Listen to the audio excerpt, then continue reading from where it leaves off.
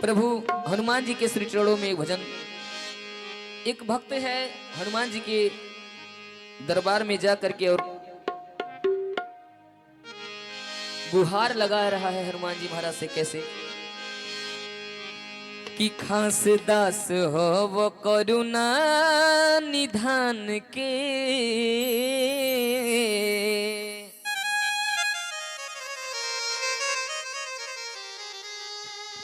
कि खास दास हो वो करुणा निधान के, कबूल दर्शन करब भगवान के। खास दास हो वो करुणा निधान के, कबूल दर्शन करब भगवान के। हो कबूल दर्शन करब भगवान के, कबूल दर्शन करब भगवान के, कबूल दर्शन करब भगवान के। खास दास होव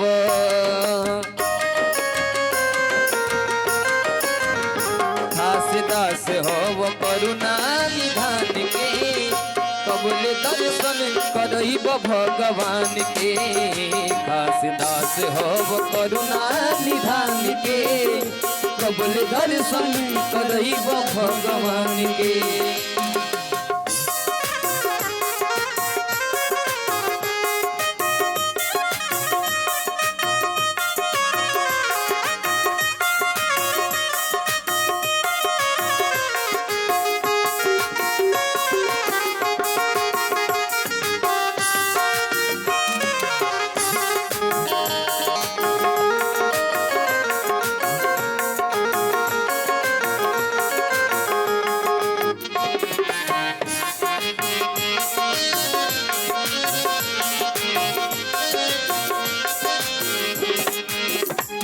आगे भक्त हनुमान जी महाराज के बड़ाई कर रहल बा, काहे कि जान रहल बा कि अगर कोनो अधिकारी से कोनो काम निकाले के होखे त चाहे अधिकारी से परिचय रहे या ना रहे, लेकिन ओकरा चपरासी से परिचय रहल बहुत जरूरी बा। काहे कि शुक्ला जी अगर चपरासी चाही त एक दिन के काम साल भर बिता दे, पतो ना चली, चक्कर लगावत लगावत अधिकारी के ऑफिस के। लेकिन अगर अधिकारी से मिलावे के बाद साल भर में तो एक घंटा में मिला दी, चपरासी के काम होला। तो हमारे परम पूज्य आदरणीय श्री रामचंद्र जी महाराज के परंत पाल के सेवादार हनुमान जी महाराज हैं, इसलिए हनुमान जी की बड़ाई कर रहा है। भक्त कह रहा है, हो कौन कंचन बरन सुंदर भेष बा, कौन कंचन बरन सुंदर भेष बा, कान कुंडल घूंघरल केसबा, कान कुंडल घूंघरल केसबा। तन कंचन बरन सुंदर भेषबा, तन कंचन बरन सुंदर भेषबा, कान कुंडल घूंघरल केसबा, कान कुंडल घूंघरल केसबा। और आगे कहता भक्त, सागर हवा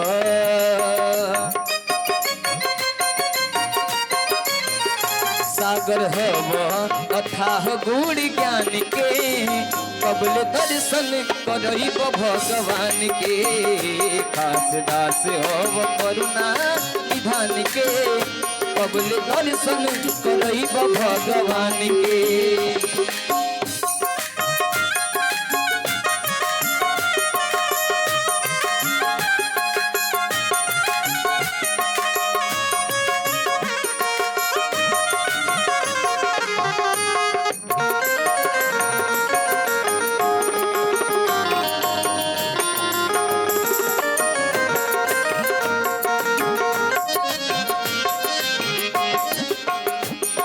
भक्त कह रहल बा, हो ये हबोतिया के जनत बाट के ना, ए हबोतिया के जनत बाट के ना, धवल गिर के उठैल जैसे के ना, हो धवल गिर के उठैल जैसे के ना।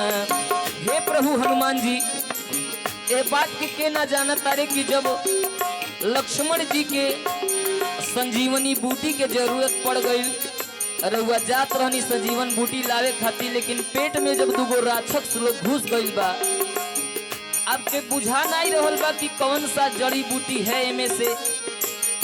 कुछ लोग तो ये बात कहेला, लेकिन कुछ लोग ये बात कहेला कि हनुमान जी सोचे हैं कि ई धवलगिर पर्वत पे ई जौन जड़ी बूटी बा, ई अगर धरती पे रही, अयोध्या में रही, लंका में रही, तो बहुत से रोगी ठीक हो सकते हैं। उस समय आप धवलगिर पर्वत के एक तुच्छ गेना समझ के उठा लेनी। कैसे हो एह बतिया के जानत बात के ना, धवलगिर के उठैला जैसे गेना, धवलगिर के उठैला जैसे गेना। और आगे रउआ तो अपन शक्तियों भुला गई रहनी, लेकिन जब शक्ति के याद दिलावल गई तब सत्य योजन सिंधु,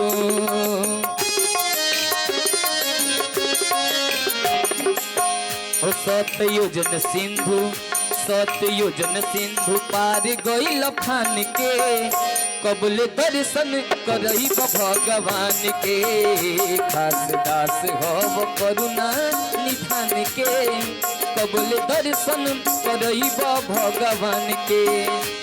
अरे प्रभु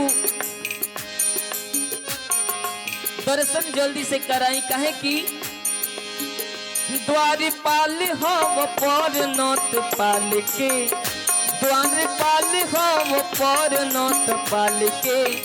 ए प्रभु रउआ द्वारपाल हई प्रणत पाल के, प्रभु श्री रामचंद्र जी के द्वारपाल हई रउआ। और ऐसा कोनो विधा नहीं बा जोने विधा में आपके पकड़ न होके, चाहे वो कोनो विधा होके, आपसे ज्ञानी केहू नहीं बा। काहे कि जानकार हव सूर्य समताल के, तो जानकार हव सूर्य समताल के। काहे कि कहल जाला कि गोस्वामी तुलसीदास जी लिखले बाड़े का, बल बुद्धि विद्या देह मोही हरहु कलेश विकार। सब कुछ जाना तानी रहुआ। कैसे हो द्वारपाल हव पद नौत पाल के, द्वारपाल हव पद नौत पाल के, जानकार हव सूर्य समताल के, हो जानकार हव सूर्य समताल के, जानकार हव सूर्य समताल के। और देखिए बिहार के सुप्रसिद्ध लेखक गायत्री बाबा जन भोजपुरी के धरोहर कहल जाए, उन्हीं के लिखली भजन आगे कहता रे गायत्री बाबा का कि तोहरा बिना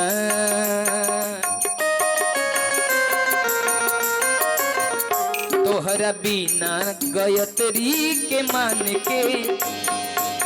सब कलाकार भाई लोग बाही जा, हमार कलाकार भाई लोग कहता कि तोहरा बिना अनमनुआ के मान के,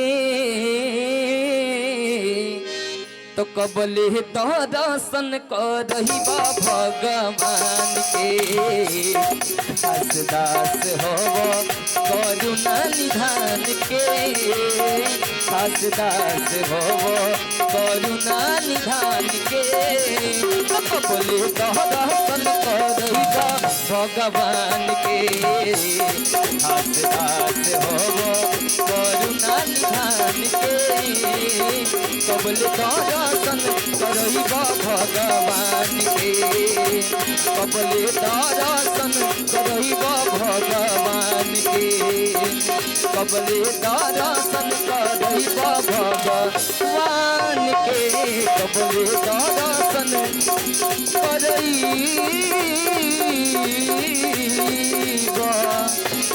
भगवान के। प्रेम से बोली हनुमान जी महाराज की जय।